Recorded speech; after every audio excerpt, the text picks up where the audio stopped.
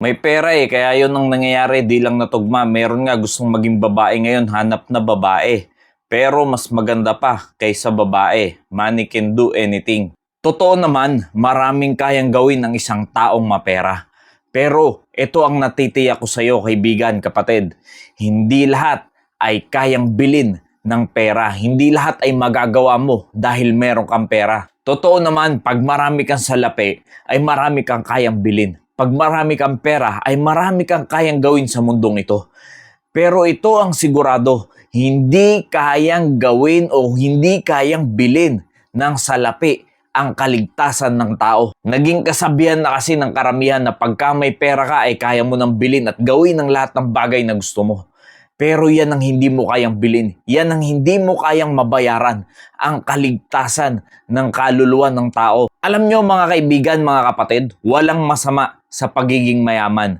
Kung ito ay nagagamit mo para rin naman sa kaluwalhatian ng Diyos. Pero kung ito ay ang nakasentro na lang sa iyong buhay at ito na ang parang ginagawa mo ng Diyos ng iyong buhay at ikaw na ang kinokontrol ng pera at hindi na ikaw ang kumukontrol sa pera. At ang pag-ibig mo ay nasa pera na.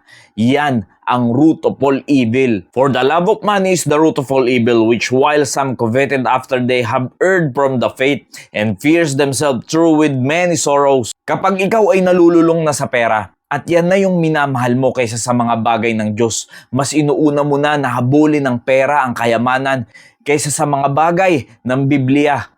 Diyan ka na napupunta sa gawa ng kaaway. Nahihila ka na ng tukso ng kaaway. At yan na yung simula ng root of all evil, ang pagmamahal ng tao sa pera. Pero kung ikaw naman talaga ay mayaman at ginagamit mo yung kayamanan mo para sa kaluwalhatian ng Diyos, ay walang problema yan.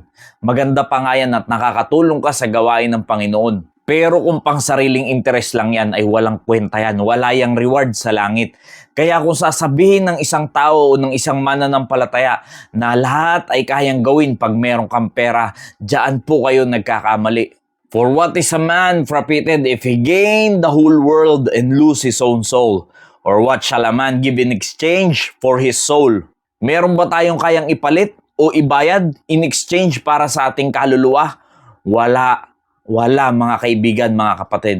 Tanging ang Panginoong Hesukristo lamang ang makapagliligtas sa atin, hindi ang ating kayamanan, hindi ang ating pera. Dahil sinasabi ng Biblia, makamtan mo man ang kayamanan ng buong sanlibutan, sa'yo na, ikaw na ang pinakamayaman, mas mayaman ka pa kay Elon Musk.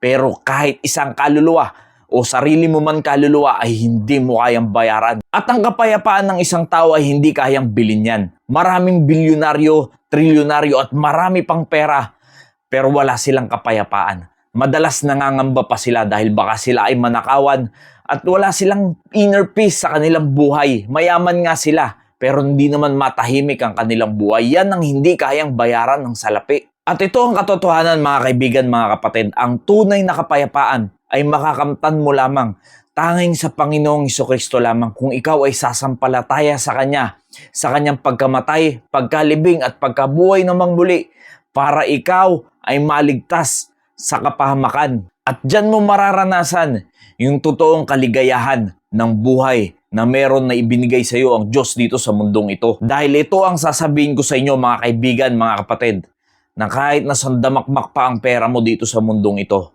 kung yan naman ay hindi mo rin nagagamit ng maayos at hindi mo rin nagagamit para sa kaluwalhatian ng Diyos o sa gawain ng Diyos, ay masasayang lang din po lahat yan.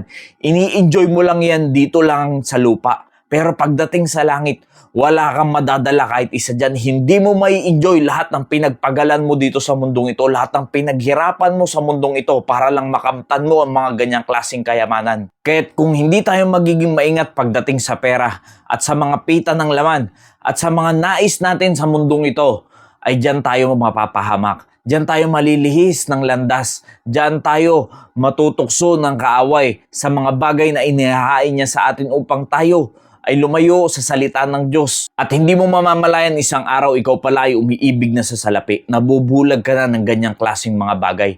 At hinihele ka na ng salapi, ng pera para lang ikaw ay lumayo sa salita ng Diyos. Kaya tatandaan natin bilang mananampalataya ng Panginoong Hesukristo, hindi lahat ng bagay dito sa mundong ito ay kayang gawin ng pera. Kundi tayo, dapat ay nagtitiwala lang sa Panginoon sa kung anong kaya niyang gawin sa ating buhay at kung ano ang kalooban niya sa ating buhay. Nawa naging pagpapala po ang mensaheng ito. Maraming salamat po and God bless you all.